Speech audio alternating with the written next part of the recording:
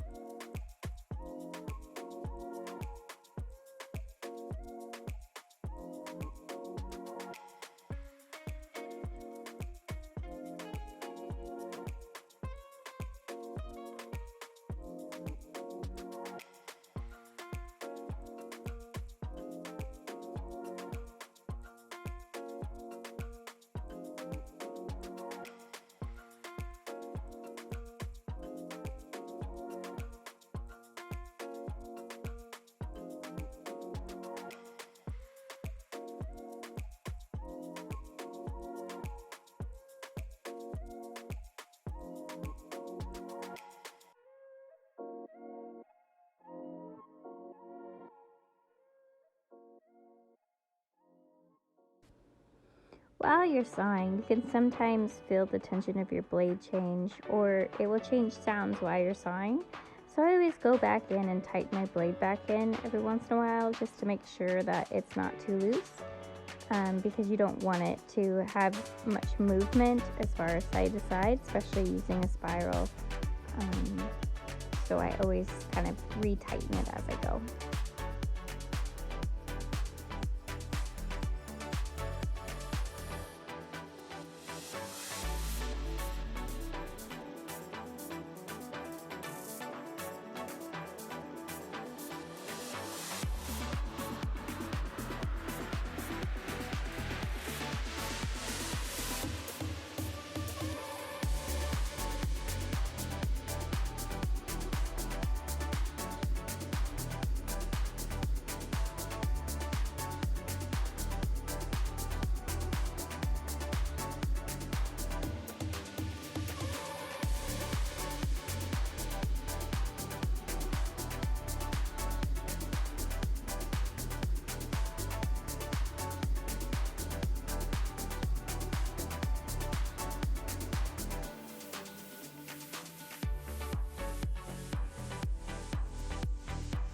With using a spiral blade, you can also kind of sand it with your blade. If you have like a really thin line, you can go back and forth instead of trying to like have your blade grab that thin line. You can kind of go at it almost like sandpaper, which is also very helpful.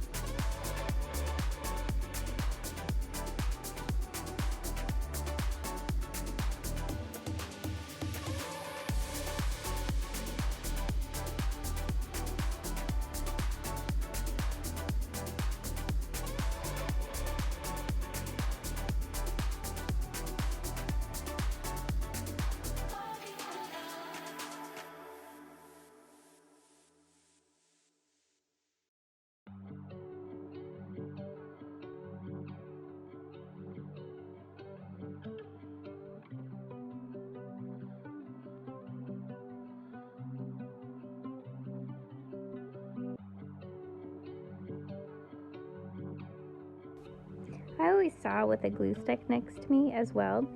Sometimes as you're sawing off the paper, it loosens pieces of the paper, and so you will have some lift, and so I just glue it back down with a glue stick.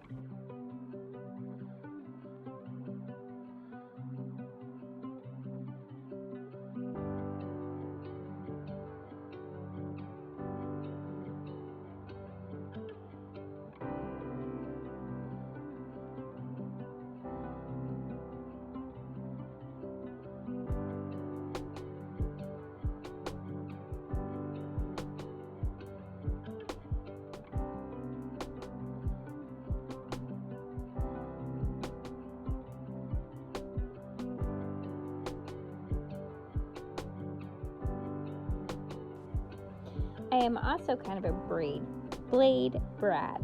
I can feel when my blade is getting kind of dull. So even before it breaks, I will change it out just to make sure I'm using a nice sharp blade before it breaks. So I do change my blades out quite frequently.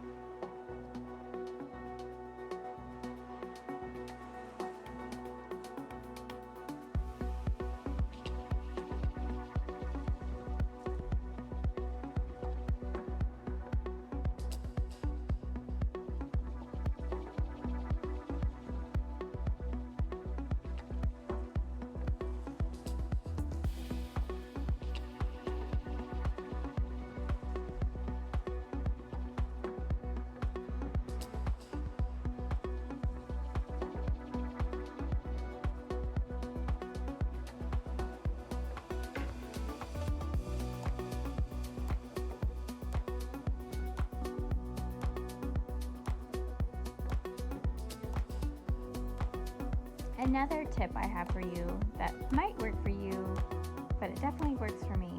As you can see, whenever I do my straight lines, I always saw usually at a diagonal. And for some reason with the spiral blade, if I go at it in a diagonal way instead of up and down, I tend to get a straighter line. And I think it's because I'm not putting pressure on the blade back and forth.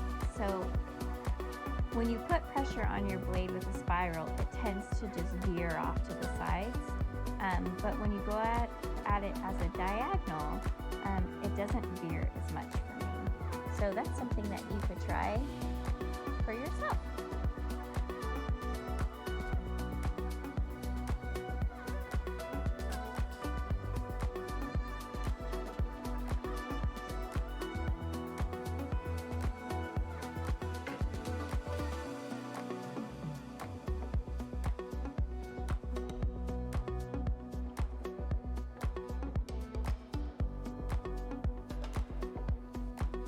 On to the last corner of the portrait, and then we will have the reveal.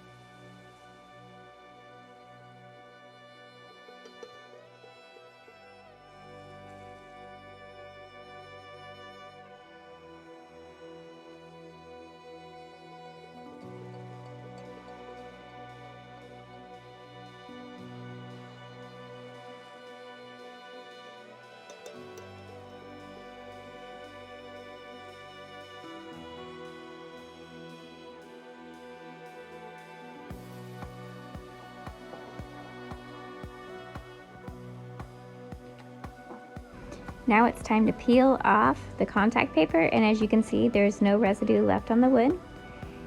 And I'm going to show you what she looks like with black behind her. I will frame it with a black velvet behind, and there she is.